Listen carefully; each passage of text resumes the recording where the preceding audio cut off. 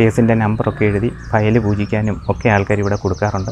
അഡ്വക്കേറ്റുമാർ, പ്രമുഖ രാഷ്ട്രീയക്കാർ, സിനിമാ താരങ്ങൾ, അതുപോലെ കേസിൽപ്പെട്ട് ഉഴലുന്ന പലരും ഇവിടെ വന്ന് നീതി തേടി പോയിട്ടുള്ളതായിട്ട് ബോധ്യപ്പെട്ടിട്ടുണ്ട്.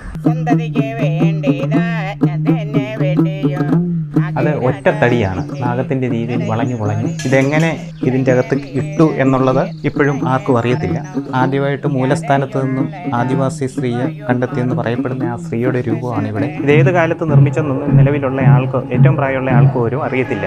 ഈ കുളത്തിലെ ദേവിയുടെ സാന്നിധ്യം പല രാത്രികാലങ്ങളിലും അമ്മയായി, വലിയമ്മയായി ഒക്കെ പലരും ദർശിച്ചിട്ടുണ്ട്.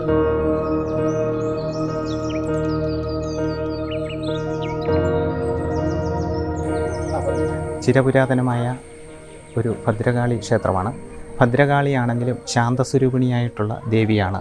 21 തോഴിമാരുമായിട്ട് സന്തോഷഭാവത്തിലിരിക്കുന്ന ഒരു രൂപമാണ് ഇവിടെ ഉള്ളത്. അതാണ് ഇവിടുത്തെ പ്രധാന വിഗ്രഹവും ഈ പ്രധാന ക്ഷേത്രവും. ഇതിൻ്റെ നിർമ്മിതിയുടെ ശൈലി വെച്ച് സ്ഥപതികൾ ദേവസ്വം അവർ വന്ന് പരിശോധിച്ചിട്ട് ഏതാണ്ട് 1500-ലധികം വർഷം പഴക്കമുണ്ടെന്ന് കരുതപ്പെടുന്നു. ഈ നിർമ്മിതിക്ക് കല്ലിൽ കൊത്തിയെടുത്ത വിളക്കുകളാണ് ഈ ചുറ്റമ്പലത്തിനുള്ളത്. അങ്ങനെ അപൂർവമായ ക്ഷേത്രങ്ങളിലൊന്നാണ് ഇത്. ഇതാണ് പാട്ടമ്പലം. മൂലസ്ഥാനത്ത് നിന്നും ദേവിയെ ആദ്യം കൊണ്ടിരുത്തി എന്ന് കരുതപ്പെടുന്ന സ്ഥലമാണ്. ഇവിടെ വൃശ്ചികവ്രതത്തിൽ 41 ദിവസം കളവെഴുത്തും പാട്ടുമുണ്ട്. അതുപോലെ തന്നെ ഉത്സവത്തിൻ്റെ സമയത്തും കളവെഴുത്തും പാട്ടും നടക്കുന്ന പാട്ടമ്പലം. ഇതിൻ്റെ വാസ്തുശില്പരീതി വളരെ പ്രത്യേകതയുള്ളതാണ്. ഇതിൻ്റെ നാഗവള എന്നറിയപ്പെടുന്ന സാധനമാണ്.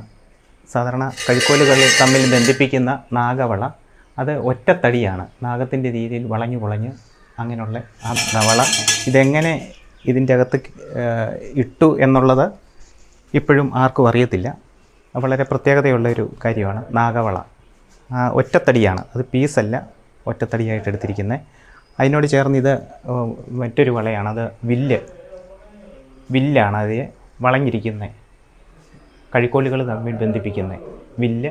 അതിനോട് ചേർന്ന് ഇവിടെ ഈ അതേ സ്ഥാനത്ത് ഇപ്പുറത്തെ സൈഡിൽ അമ്പും വില്ലും. ഇവിടെ മറ്റൊരു കഴുക്കോലുകൾ തമ്മിൽ യോജിപ്പിക്കുന്ന അമ്പ്. ആദ്യമായിട്ട് മൂലസ്ഥാനത്ത് നിന്നും ആദിവാസി സ്ത്രീയെ കണ്ടെത്തിയെന്ന് പറയപ്പെടുന്ന ആ സ്ത്രീയുടെ രൂപമാണ് ഇവിടെ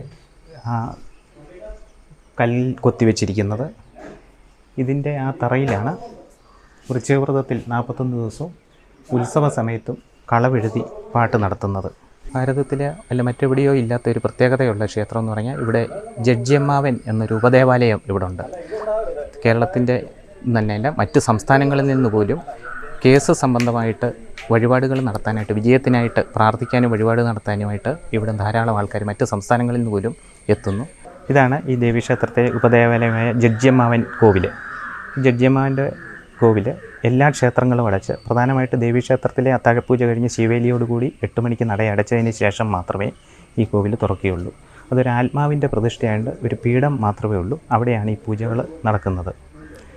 അടനിവേദ്യമാണ് ഇവിടുത്തെ ഏറ്റവും പ്രധാന വഴിപാട്.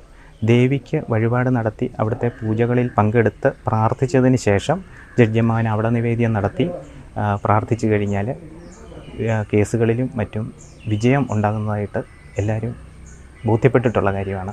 കേസിൻ്റെ നമ്പറൊക്കെ എഴുതി ഫയൽ പൂജിക്കാനും ഒക്കെ ആൾക്കാർ ഇവിടെ കൊടുക്കാറുണ്ട്. ഒത്തിരി പ്രമുഖരായിട്ടുള്ള ആൾക്കാർ, ന്യായാധിപന്മാർ, അഡ്വക്കേറ്റുമാർ എല്ലാം ഇവിടെ, പ്രമുഖ രാഷ്ട്രീയക്കാർ, സിനിമാ താരങ്ങൾ, അതുപോലെ കേസിൽപ്പെട്ട് ഉഴലുന്ന പലരും ഇവിടെ വന്ന് നീതി തേടി പോയിട്ടുള്ളതായിട്ട് നമുക്ക് ബോധ്യപ്പെട്ടിട്ടുണ്ട്. ജഡ്ജിയമ്മാവൻ്റെ ഐതിഹ്യം എന്ന് പറയുന്നത് ഒരു 600 വർഷം മുമ്പുള്ള ഒരു രാജസഭയിലെ പ്രധാന ജഡ്ജിയായിരുന്നു ഗോവിന്ദപിള്ള എന്ന പേരായ ഈ ജഡ്ജിയമ്മാവന്. അദ്ദേഹം തൻ്റെ ഒരു വിധിയിൽ അബദ്ധവശാൽ സ്വന്തം അനന്തരവനെ തന്നെ വധശിക്ഷയ്ക്ക് വിധിക്കുകയും ആ വിധി നടപ്പാക്കിയതിന് ശേഷമാണ് അത് തെറ്റായിരുന്നു തൻ്റെ വിധി. അതിൻ്റെ പശ്ചാത്താപത്തിൽ രാജാവിനോട് പറഞ്ഞു, ഞാനിങ്ങനെ ഒരു തെറ്റായ വിധി നടത്തി, അതിന് എനിക്ക് ശിക്ഷ നൽകണം എന്ന് പറഞ്ഞു. അപ്പം നീതിമാനായിട്ടുള്ളൊരു ജഡ്ജിക്ക് ആദ്യമായിട്ട് പറ്റിയ ഒരു അബദ്ധം രാജാവ് ക്ഷമിക്കുകയും ഇനി അതിന് താങ്കൾ ശിക്ഷ ഏൽക്കണ്ട എന്ന് പറഞ്ഞു. പക്ഷേ പശ്ചാത്താപവിവശനായ ജഡ്ജിയമ്മാവന് അത് സഹിക്കാൻ പറ്റിയില്ല. അങ്ങനെ വീണ്ടും നിർബന്ധിച്ചതിൻ്റെ പേരിൽ എങ്കിൽ താങ്കൾ സ്വയമായിട്ട് ശിക്ഷ വിധിച്ചോളാൻ പറയുകയും തൻ്റെ കുതികാലി വെട്ടി ചാകുന്നിടം വരെ, മരിക്കുന്നിടം വരെ തൂക്കിയിടാനായിട്ട് ജഡ്ജിയമ്മാവൻ തന്നെ വിധി കൽപ്പിച്ച് അത് നടപ്പാക്കി. അതിനുശേഷം ആ കുടുംബത്തുണ്ടായ അനർത്ഥങ്ങളും പ്രശ്നങ്ങളും കാരണം ദേവപ്രശ്നം വെച്ച് നോക്കിയപ്പോൾ ജഡ്ജിയമ്മാവൻ്റെയും അനന്തരവൻ്റെയും ആത്മാക്കളുടെ ആത്മാക്കൾ അലഞ്ഞു തിരിഞ്ഞ് നടക്കുന്നതായിട്ടും അതിൽ ജഡ്ജിയമ്മാവനെ അദ്ദേഹത്തിൻ്റെ ധർമ്മസ്ഥലമായ ധർമ്മദൈവമായ ചെറുവള്ളി ദേവിയുടെ അടുത്ത് കൊണ്ട് ഇരുത്തണമെന്ന് പറഞ്ഞതിൻ്റെ അടിസ്ഥാനത്തിൽ ആ കുടുംബം തലവടിയിൽ നിന്ന് ജഡ്ജിയമ്മാവൻ്റെ പൂർവ്വ കുടുംബം ഇവിടെ ആയിരുന്നു, അവിടുന്ന് കൊണ്ടുവന്ന് ഇവിടെ പ്രതിഷ്ഠിച്ചതുമാണെന്ന് കരുതപ്പെടുന്നു. ജഡ്ജിയമ്മാവൻ്റെ പൂർവ്വ കുടുംബം എന്ന് പറയുന്ന പയ്യമ്പള്ളിൽ എന്ന് രേഖപ്പെടുത്തിയിരിക്കുന്ന ആ കുടുംബം ഇപ്പോഴും അവിടെ ഉണ്ട്. അവിടെ ഒരു കാവും എല്ലാം ആ പഴയ രീതിയിൽ ഇപ്പോഴും അവിടെ സംരക്ഷിക്കപ്പെട്ട് കിടപ്പുണ്ട്. ആ കുടുംബത്തിലെ അംഗമാണെന്നാണ് ജഡ്ജിയമ്മാവൻ എന്നാണ് കരുതപ്പെടുന്നത്. പിന്നീട് തലവടി എന്ന് പറയുന്ന സ്ഥലത്ത് പോവുകയും രാജഭരണ സഭയിൽ കയറുകയും ഒക്കെ ചെയ്തയാളാണ്. ഇത് ഇവിടുത്തെ ഒരു പ്രധാന ഉപദേവാലയമാണ്. ധർമ്മശാസ്താവാണ് ഇവിടുത്തെ പ്രതിഷ്ഠ. ഇവിടെ ശബരിമലയ്ക്ക് പോകുന്ന ആൾക്കാർ വൃശ്ചികവ്രതം കഴിഞ്ഞ് മകരമാസത്തിൽ ഈ ക്ഷേത്രത്തിൻ്റെ മുന്നിൽ ശാസ്താംപാട്ട് നടത്തി, കളവെഴുത്തുമൊക്കെ ഉണ്ട്. ആ ശാസ്താംപാട്ട് നടത്തി ആഴിപൂജ നടത്തിയതിന് ശേഷമാണ് ഈ നാട്ടുകാർ ശബരിമലയ്ക്ക് പോകുന്നത്. ഇത് വീരഭദ്രൻ്റെ പ്രതിഷ്ഠയാണ്. ദേവിയുടെ കൂടെയുള്ള ദേവതയാണ് വീരഭദ്രൻ. ഇത് ഒരു പ്രത്യേകതയുള്ള ചുറ്റമ്പലമാണ്. കൽവിളക്കുകളാണ്. ഇത് കല്ലേൽ ഒഴിച്ച് ഇതിൻ്റെ അകത്ത് തന്നെയാണ് വിളക്ക് കൊത്തിയിരിക്കുന്നത്. ഇങ്ങനെ അപൂർവമായിട്ടുള്ള ക്ഷേത്രങ്ങൾ കേരളത്തിൽ 2-3 ക്ഷേത്രങ്ങളേ ഉള്ളൂ. ഈ കല്ല് തന്നെ പൊഴിച്ച് ഇത്ര മനോഹരമായിട്ട് ഇതേത് കാലത്ത് നിർമ്മിച്ചെന്നൊന്നും നിലവിലുള്ള ആൾക്ക്, ഏറ്റവും പ്രായമുള്ള ആൾക്ക് പോലും അറിയത്തില്ല. അങ്ങനെ ഉള്ള കൽവിളക്കുകളുള്ള ചുറ്റമ്പലം, ചുറ്റിനും ഇതുപോലെ തന്നെയാണ് വിളക്ക്. ഇതാണ് കൊടുങ്കാളി നട. ഇവിടാണ് ചൊവ്വ, വെള്ളി, ഞായർ ദിവസങ്ങളിൽ രാത്രി പ്രധാന ക്ഷേത്രം അടച്ചതിന് ശേഷം 8 മണിക്ക് ഗുരുതി പൂജ നടക്കുന്നത്. എല്ലാ ദേവാലയങ്ങളിലും തൊഴുതതിന് ശേഷം മാത്രമേ, മറ്റ് പ്രദക്ഷിണം വെച്ച് മറ്റുപദേവാലയങ്ങളിലെല്ലാം തൊഴുതതിന് ശേഷം മാത്രമേ ഇവിടെ വന്ന് തൊഴാറുള്ളൂ. ഇവിടെ തൊഴുത് കഴിഞ്ഞാൽ പിന്നെ ക്ഷേത്രത്തിനകത്തോട്ട് കയറാറില്ല, നേരെ വീട്ടിലോട്ട് പോവുകയാണ് ചെയ്യുന്നത്. ദേവീ സാന്നിധ്യവും ദേവീ ചൈതന്യവും ഉൾക്കൊള്ളുന്ന വളരെ പുരാതനമായിട്ടുള്ളൊരു കുളമാണിത്. എത്ര വേനലാണെങ്കിലും വെള്ളം വറ്റാറില്ല. ഒരു 10 അടി വെള്ളമെങ്കിലും നല്ല വേനൽക്കാലത്തും ഇതിൻ്റെ അകത്തുണ്ട്. ദേവിയെ ആദ്യം നമ്മൾ മൂലസ്ഥാനമായ കർത്തവഞ്ഞാടി എന്ന് പറയുന്ന സ്ഥലത്താണ് ദേവിയെ വളരെ വർഷങ്ങൾക്ക് മുമ്പ്, നൂറ്റാണ്ടുകൾക്ക് മുമ്പ് അവിടുത്തെ ആദിവാസി സമൂഹത്തിൽപ്പെട്ട ആളുകൾ ചെറുവള്ളി കിഴങ്ങ് എന്ന് പറയുന്ന സാധനം തപ്പിച്ചെന്നപ്പോൾ, ആ മാന്തി ചെന്നപ്പോൾ ദേവിയുടെ സാന്നിധ്യം അവിടെ കാണുക. അതിനുശേഷം ദേവി അവിടെ വള്ളിയിൽ ഊഞ്ഞാലാടുന്ന രീതിയിലും അവർ കണ്ടു. അങ്ങനെ ആ ദേവിയെ ആ സാന്നിധ്യം മൂലസ്ഥാനത്ത് കണ്ടു.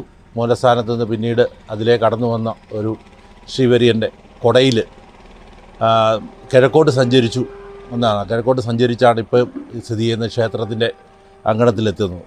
ആ ശ്രീവര്യന് ആ കിഴക്കോട്ട് സഞ്ചരിച്ച് വന്ന് ഈ കുളത്തിൻ്റെ കരയിൽ ആ കൊട താത്തുവെക്കുകയും ആ കൊടയിൽ നിന്ന് ദേവി ഇപ്പോൾ പാട്ടമ്പലം ഇരിക്കുന്ന ക്ഷേത്രത്തിലേക്ക് മാറുകയും അതിന് ശേഷമാണ് പിന്നീട് ക്ഷേത്രം പണിത് യഥാർത്ഥ ഇപ്പോഴത്തെ ദേവീക്ഷേത്രത്തിൻ്റെ സന്നിധിയിലേക്ക് എത്തിച്ചേരുന്നു. അപ്പോൾ ഈ കുളത്തിന് ആ ദേവി സാന്നിധ്യം വളരെ അതീവമാണ്. ഈ കുളത്തിൽ പലപ്പോഴും ദേവിയുടെ സാന്നിധ്യം പല രാത്രികാലങ്ങളിലും വല്യമ്മയായി, അതായത് അമ്മയായി, വല്യമ്മയായി ഒക്കെ പലരും ദർശിച്ചിട്ടുണ്ട്. പലർക്കും അത് കാണാൻ സാധിച്ചിട്ടുണ്ട്. ദേവിയുടെ അനുഗ്രഹം ഉണ്ടായിട്ടുമുണ്ട്. അതാണ് ഈ കുളം വളരെ പവിത്രമായിട്ട്, അതായത് ക്ഷേത്രത്തിന് മുന്നിൽ എത്ര വലിയ ഭയങ്കരമായ വേനൽ വന്നാലും ഒരു തുള്ളി വെള്ളം പറ്റാതെ അതേ രീതിയിൽ തന്നെ എന്നും നിലനിൽക്കുന്ന ഒരു കുളമാണ്. വളരെ പവിത്രമായിട്ട് ആ കുളത്തെ സംരക്ഷിച്ചും പോരുകയാണ്.